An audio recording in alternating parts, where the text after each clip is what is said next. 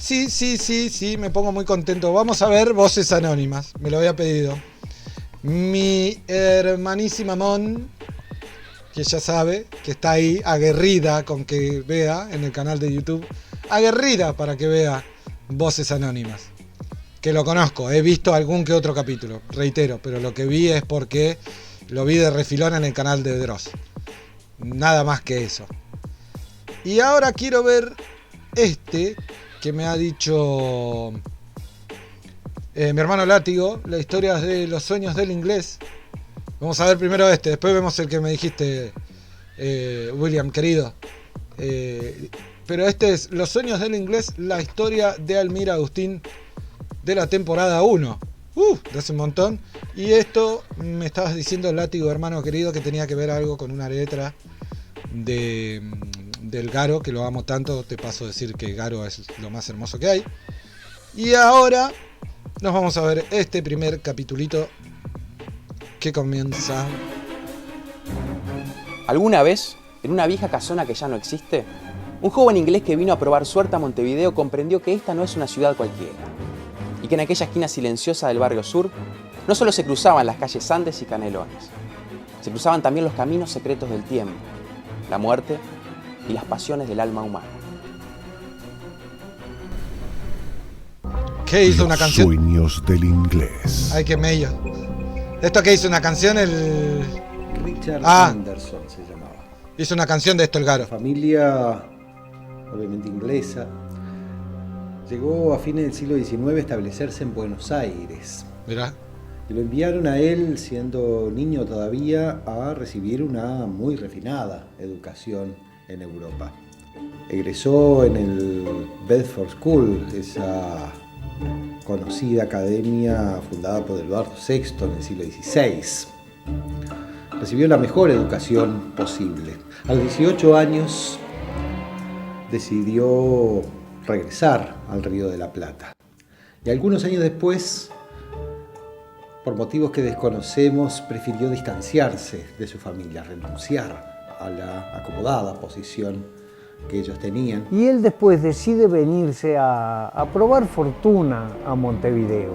Alquiló una habitación de pensión en un edificio de Andes y Canelones. Que era un caserón que se alquilaba por piezas como una pensión, un inquilinato. Alquila una pieza ahí para llevar adelante su vida en Montevideo, su vida normal. Y allí vivió sus primeros tiempos en esta nueva ciudad. A lo mejor imaginaba que por el hecho de su situación un tanto precaria, inicial, aquella aventura en la que se había lanzado, dormir en aquella habitación no le resultó fácil al principio.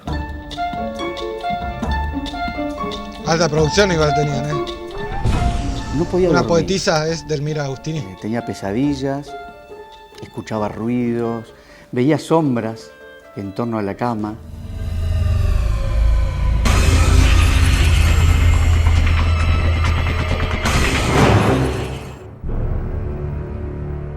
Aquellos sueños, sin embargo, ¡Ay, qué miedo! lejos de extinguirse, fueron ocupando cada vez más tiempo. Le dificultaban seriamente dormir. Eran sueños terribles, que empezaron por ser inquietantes y se fueron tornando sueños de una violencia arrolladora.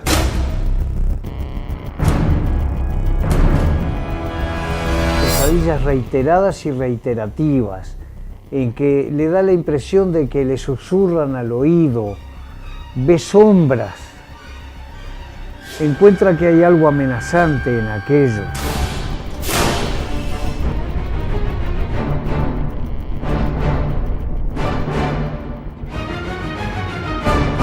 En momentos, incluso sueños mezclados con sangre y con una excitación, una suerte de erotismo que a él le pareció completamente patológica. Llegó incluso a dudar seriamente de su propio estado de salud mental. Y preocupado por eso, consultó con un conocido suyo, también inglés, residente en Montevideo y médico de profesión. casi enloquece, entonces llamó a un amigo que era médico. Entonces no había psiquiatras. Los médicos se ocupaban de todo, del cuerpo y de la psiquis también. Tras muchos exámenes y reiteradas consultas, el médico no pudo llegar a un diagnóstico que explicara aquellos trastornos del sueño del joven Anderson. Pero el caso es que cuando él vuelve a su pieza, se reiteran esos sueños, pero ocurre un episodio. Vio claramente cómo se caía un cuadro. Da una voltereta, se zafa del gancho en que estaba colgado y cae al suelo. Entonces le vuelve a decir al médico. Él cree que es una alucinación que ha tenido. Estaba colgada de forma que era imposible que se cayera. El médico viene con él a la pieza y le dice, no, esto no es una alucinación, no es algo que te pase a ti. De manera que joven y médico decidieron cambiar completamente de estrategia y empezar a explorar cuál era la historia de aquella casa, de aquella pensión en cuya habitación vivía. Bueno, no encontraban nada. En principio revolvieron todo, cajones atrás de los muebles, y no encontraban la explicación. El médico tenía necesidad de encontrarla, era un racionalista, entonces quería averiguar por qué había ocurrido esto. Y resulta que encontraron, bueno, la pared estaba empapelada. Y en una pared, detrás de un mueble y donde estaba, ahí al lado donde estaba el cuadro que había caído, descubren que el papel de la pared cubría una puerta que había quedado sellada y tapada. Entonces abren la puerta y dan a un cuarto vecino, pero que les da una sensación extraña, no una sensación de temor, sino una sensación como de nostalgia y de tristeza. ¡Qué miedo! Llego a tener al lado una habitación, encontraron varios objetos, agarro un infarto. algunos muebles, y había una alfombra. Estaba disimulada una mancha que perfectamente podía ser una mancha de sangre. Claro, yo digo, ¿por qué hicieron esto? El miedo que me agarra de que haya un asesino El ahí. inglés, luego de investigar junto a su amigo médico, se llevó una gran sorpresa, porque en aquella habitación algunos años atrás había tenido lugar una tragedia que sacudió al Uruguay de aquel entonces. Era el asesinato de la poetisa Delmira Agustini y posterior suicidio de su ex marido, Enrique Job Reyes. Claro, re turbio el asunto. Por eso la habitación estaba tan barata. Después allí encontraron la explicación y a partir de allí se enteraron ellos mismos del asesinato y de la historia de Delmira Agustini, que es una historia notable. Es una hermosa historia que habla de una de las mayores poetisas, la mejor poetisa que tuvo Uruguay y de las mejores de Hispanoamérica, ¿no? Ahí está, mira. Apenas una pared, la pared del cuadro de la Virgen, separaba aquel pequeño y oscuro altillo de la tragedia con la habitación en la que el joven Richard Anderson nunca pudo conciliar el sueño en paz.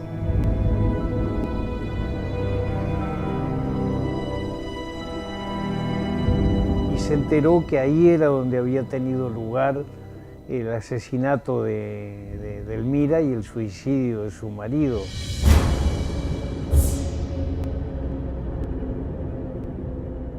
Delmira Agustini era una mujer oprimida, como lo era la inmensa mayoría de las mujeres de su clase en la época en que le tocó vivir. Delmira era un ser entrañable, una mujer muy hermosa además. Sin duda era considerada en su época como una mujer muy atractiva. ¿Acaso ahora nosotros no lo veamos así? Era una mujer alta, grande, fornida, con tendencia a la obesidad, pero entonces las mujeres gordas eran reconocidas como bellezas.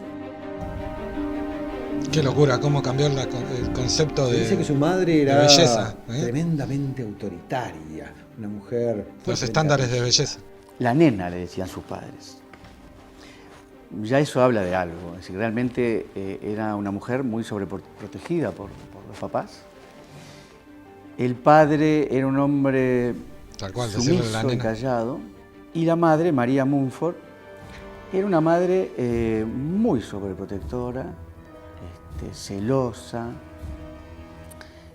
por momentos hasta como muy agresiva con su hija, tenía planes Te amo un montón, Fred. para resolver todo lo que iba a ser la vida de su hija como poetisa y en la vida privada también. Fuertemente rígida, que decidió darle Richard te va a decir que naciste en una la educación época que adecuada. correspondía a su rango social. Y de ahí que Edelmira tiene una educación especial en el marco de su casa, como tenían las niñas burguesas en esa época.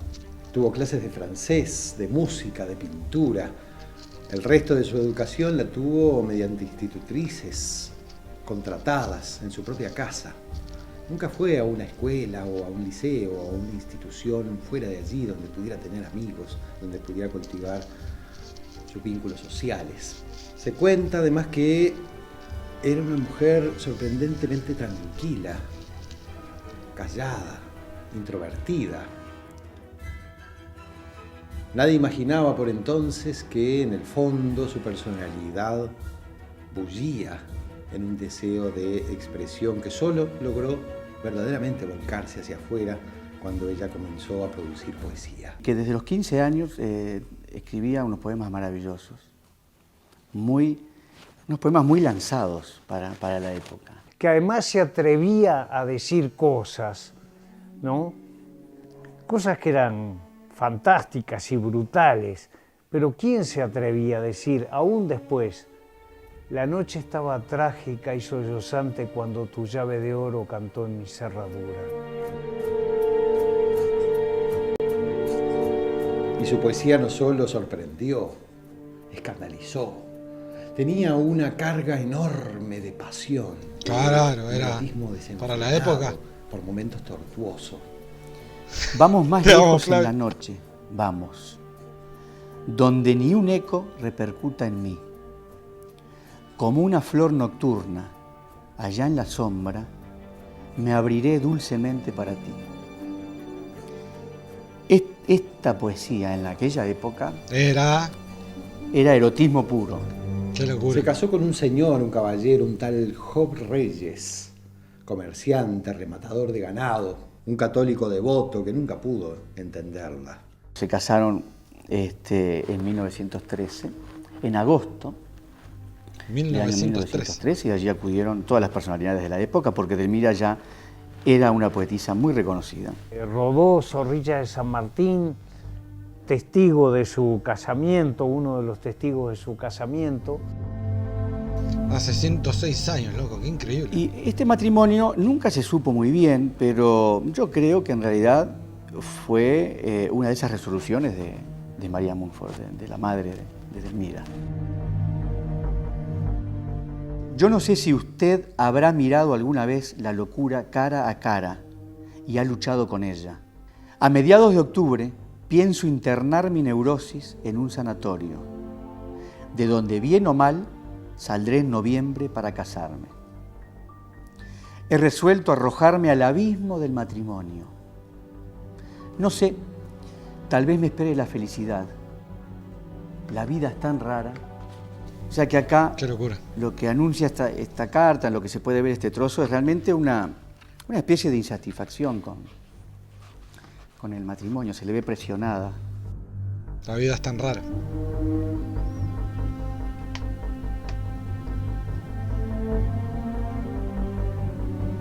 Ella quería, y lo expresó muchas veces, hacer de su marido un amante. Y de que ella, después de casarse con él, habría dicho que no soportaba más tanta vulgaridad. Entró a la casa diciendo, no soporto tanta vulgaridad.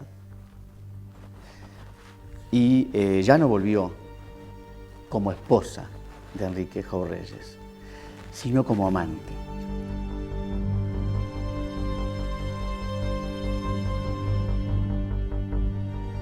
Edelmira Agustini solicita el divorcio en noviembre de 1913, cuando la ley de divorcio impulsada durante el gobierno de José Valle y Ordóñez llevaba apenas 2 meses de promulgada. Mirá, ahí al toque fue la primera. Fue la primera en irse, como Ricky. Ella pidió el divorcio en 1913. Como Ricky en la Tabaré. Sin darse cuenta a lo mejor de que con eso dañaba irreparablemente el orgullo masculino de su marido. El hecho es que poco después de de casarse. Maravillosa. Se fueron de luna de miel a un chalet en Positos, en Los Positos, en aquella época. Delmira hermosa, bien muy Delmira, poco te fuiste después- de ahí, amiga. Se separaron. Bien, De todas bien. formas, es él esa. Si aceptó no va, no va. seguir encontrándose con ella luego de divorciados, como amantes. A partir de esa separación, después de la luna de miel, ellos empezaron a verse de forma clandestina. Enrique Job alquiló esta casa de Andes 1206, no la casa, sino alquiló una habitación a un Todo amigo eso en esa época, re revolucionaria. que era dueño de la casa. Y ella le impuso esos encuentros 2 o requiere 3 veces a la divorcio. semana. Llegaba a la casa, era muy cauta, se llegaba con mucho cuidado de que no la vieran los vecinos. Y golpeaba, permanecían allí encerrados 2 horas y ella se volvía a su casa. Así estuvieron viéndose clandestinamente durante 10 meses. Hay muchas explicaciones al respecto, pero lo cierto es que en uno de aquellos encuentros, luego de hacerse el amor, y mientras se estaban vistiendo ambos, él extrajo un revólver, le pegó 2 tiros. Ah. Uno entró por una oreja y otro fue de frente. Y se estaba poniendo las medias sentada en la cama. Job Reyes le disparó de atrás. Qué locura, ¿no? Después le dio el segundo disparo y posteriormente él bajó de la cama, se acostó en el piso junto a Delmira Agustini y él mismo se disparó con el revólver. ¿Cómo perdió la cabeza el tipo? ¿En qué momento se desequilibró así para todo eso? Ella murió instantáneamente por la naturaleza Claro. de las heridas. Ni se enteró, pobre. Capaz que ni se enteró que la mató él. Job Reyes se disparó, pero no murió instantáneamente. Murió en el hospital. Murió en el hospital Maciel un par de horas después o Bueno. un tiempo después. Hay una carta previa Rocket, millones de gracias por el follow. que Enrique Job Reyes le había enviado a un amigo donde le anunciaba ya de su suicidio. Los diarios en aquella época no tenían la restricción que tienen ahora, ¿no? Y publicaban fotos muy impresionantes así, que satisfacían el gusto morboso Y de siendo uno de los los primeros casos lectores. así, sí. Hay quienes dicen que El amarillismo. ese fue el día en que Delmira le confesó a Job Reyes que esa noche iba a ser el último encuentro de ellos. Yo también he oído eso, pero no sé de dónde sale la versión. ¿Quién pudo ser testigo de esa expresión? A menos Bien. que Delmira se lo hubiera dicho a alguien de su confianza, acaso a su propia madre. ¿Ves? A mí me gusta cuando hacen así. No es Dos amores comprobable tenía quién Delmira lo dijo. Agustini antes de casarse con Enrique Job Reyes. Uno era Rubén Darío. Y el otro amor de Delmira Agustini era el escritor Manuel Ugarte, al cual ella, en una carta, están las cartas para consultarlas, le confiesa su amor. Y Manuel Ugarte le escribe una carta contestando esta inicial, donde Delmira le confiesa su amor, que llega el día antes del matrimonio de Delmira Agustini con Enrique Job. Qué flash, ¿eh? Tenía 27 años cuando murió. Bueno, para el talento poético no hay edad, porque ha habido grandes poetas que han sido muy jóvenes. Este fue entonces el final trágico de La Nena, como le Mirá, decían qué locura. los padres. Mirá que a era Delmira la Agustini. tumba y eso. Qué flash. Y en la gente del barrio sentí comentar esas cosas y como que se continuaban, que se veían sombras inexplicables, que se sentían voces o ruidos ininteligibles. Y todo el mundo siempre pensaba que eran los fantasmas de los protagonistas de aquel drama.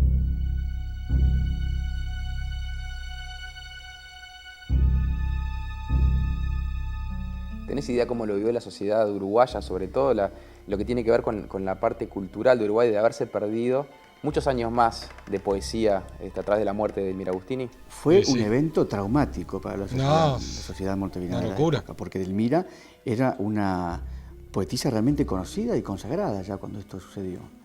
Entonces fue un evento traumático y no solamente en Montevideo. Fue una terrible noticia en toda Latinoamérica y aún en Europa.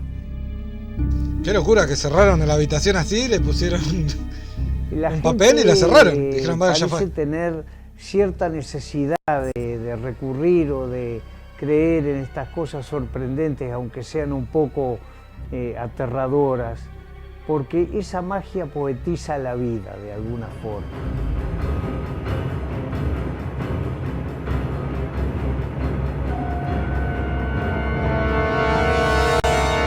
El mejor fantasma de Delmira está en sus propios poemas. El mejor fantasma está en sus propios poemas. Qué gran frase. Qué grande. Si usted se acerca hasta la calle Andes y Canelones, posiblemente se lleve una gran desilusión, ya que allí no va a encontrar ninguna antigua casona y en su lugar verá un moderno edificio. Pero hay algo que no pudieron derrumbar, son los cimientos de esta leyenda popular que se conoce en todo el barrio sur y resuena en casi todos los rincones de la ciudad de Montevideo. Y quizás esta noche usted también, al igual que el inglés, sueñe con esta mujer que quiso escapar al destino de su género. Y por qué no en sueños sentir su dolor, su tristeza y de alguna manera revivir aquella sangrienta tragedia. Porque no hay sueño más indeleble que el que se gana un lugar en la poesía viva de las voces anónimas. Qué grande. Muy bueno, muy bueno. Nunca había visto así. Me encantó. El programa está buenísimo, loco. Me encanta él. ¿Cómo se llama? El que lleva... Ah, un genio. Me encanta. Súper rockero. Me hace acordar a Nacho Gómez. Pero... Sí. No. Una historia re linda en cuanto a un montón de cosas, pero no sé si decir re linda como dijo loco. Guillermo Lockhart. Aparte de qué apellido. Lockhart.